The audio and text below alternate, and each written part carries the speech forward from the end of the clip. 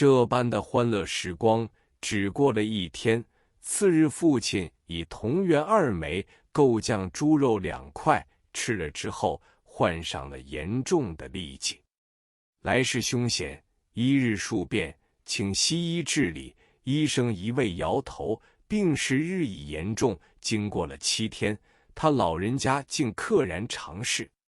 临终时有气无力地说：“阿星要出洋，阿元要做医生。”断断续续地重复说了几次，这是我父亲对我们兄弟俩的期望。其实我父亲只得37岁。我的父亲虽有这样的期望，可是那时我们家中尽其所有，只得36枚银元，连后事都无法料理。星哥拿出了他的积蓄5块钱交给母亲，我也把1块压岁钱拿了出来，母亲嚎啕大哭起来，大家也跟着泪如雨下。我的1块钱，母亲没有接过去，一边哭一边将我的手推开。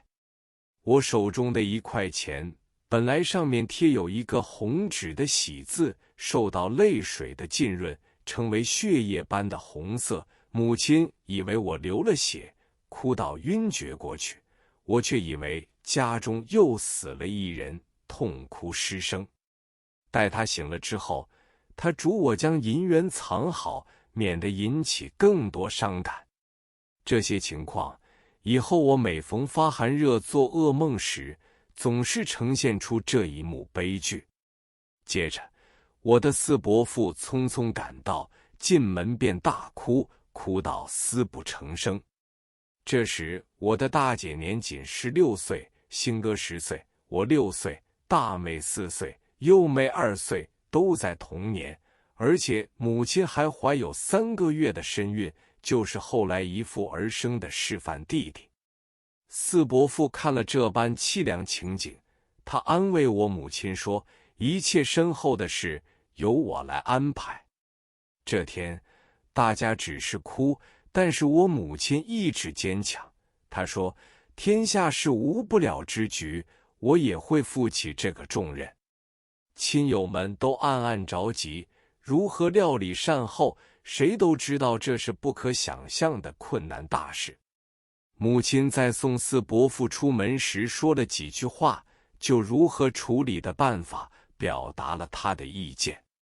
从前南市世家的风气，办丧事都有一个经办各家红白大事的人，叫做账房，还有一种专管派送讣告或报丧条的人，叫做执事。这种职务是对许多世家常年而流动性的服务，往往世袭2代3代的传下来，对各家亲友关系熟识得很。4伯父一出门，立刻去请他们来帮忙，由一个执事星夜分派报丧条，大部分的名单都由4伯父开出，执事对各家的地址了然于胸。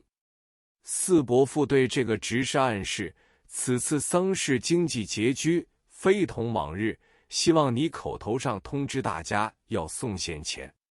当时上海的习俗，丧事送礼都是白蜡烛1对，清香2股，锡箔1块，或是长锭2串，代价不过小洋3、4角。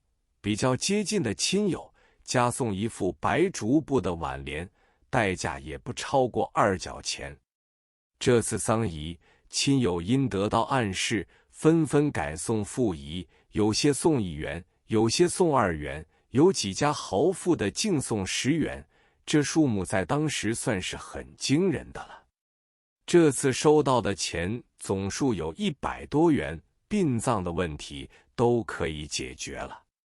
那位临时的账房先生和我家有数代交易，他说，陈家如今虽然情况不好，但是世家的丧仪不能显得太寒酸，可以把已辟歇的绸缎铺中全部陈设搬在一边，由是器殿布置灵堂，要有3道灵门才够气派。是器殿也是3代相熟，讲定租赁器材全尽义务，只花工料2块钱就够了。我们就照他的意思办理，这一场殡仪总算做得还很体面。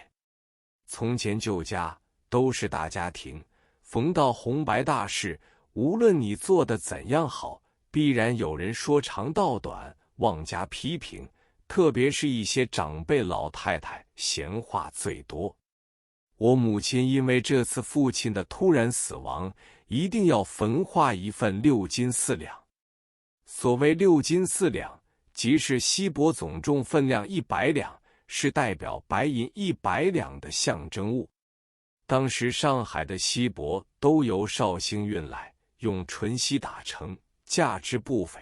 通常人家焚化锡箔，不过用1刀2刀，每刀重约半两，大约小羊2角，可以折成指定1大篓。6斤4两就可以折成数十篓，由亲戚女眷们日以继夜地帮忙折成。这种焚化锡箔的习俗，意思是使身故的人在九泉之下不至于经济困难，也表示活着的人对死者深厚的关怀。在各亲友帮忙折锡箔时，有位老太太说，紫禁公生前吃惯用惯，6斤4两是省不来的。也有一位老伯母认为，现在家境如此困难，可省即省，不应这般浪费，花这么多钱买这些锡箔有什么用？众说纷纭，十分刺耳。我的大姐那时已很懂事，听了闲言闲语，一时气恼，便到后房箱底中取出一串康熙铜钱。这种铜钱既厚且重，每100个制钱用红线扎成一条，每10条名为一串。这是我母亲嫁时的压箱钱，一向不肯花用。大姐把康熙铜钱给大家看，并说，这6斤4两锡箔是用我母亲的压箱钱买的，现在还有多余的几串，请大家看看。我母亲不会浪费银钱，花无用之物以表哀思，这是应该的。一位妯娌又插一句嘴说，这真所谓穷归穷，家里还有3担铜。这句俗语是含有讽刺性的，我的大姐听了就哭起来，母亲不出一声，只是暗暗拭泪而已。殡仪分3天举行，外面的事情都由叔叔伯伯们照料。知宾酒席每席2元，有4大盘6大碗之多，一切都办得很得体。当时南市的民风淳朴，在开吊之日，有一位方老伯，即后来上海商界文人方交伯之尊翁，他亲自来祭。临行时对我4伯父诚诚恳恳地说，你们这一次受到经济上的大灾祸，最主要的就是你们有一块地产押给我，我催促着你们来赎，料不到你们始终没有力量来赎。消息一传开来，存户纷纷来提款，按旧式商店都接受亲友存款收息的，存户一起提，店铺周转不灵便站不住了。所以紫禁公的早亡，我不无内疚。说罢之后，拿出庄票一张，数目达840两。他说，这笔款子是我历年计算你们利息太厚，现在我就拿这笔钱来作为付仪，以赎前愆。4伯父深深作揖，接受了他的后付仪。等方老先生走了之后，就把庄票移交给我母亲。